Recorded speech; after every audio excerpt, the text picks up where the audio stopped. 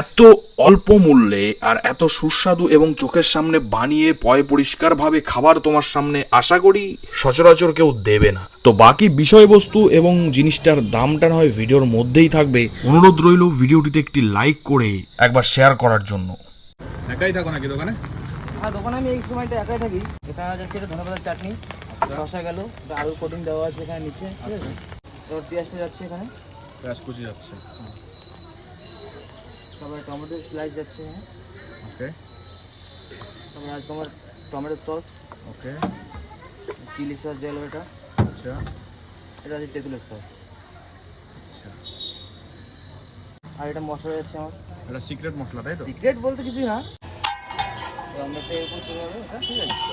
এটা কি একটা ডিম নাকি? হ্যাঁ, একটা ডিম আমি ডবল করে ভাজলাম, যার জন্য আচ্ছা আচ্ছা ওকে। কেটে দিয়েছি মাছটা দিয়ে। এটা হচ্ছে আমার এগ পাওয়া।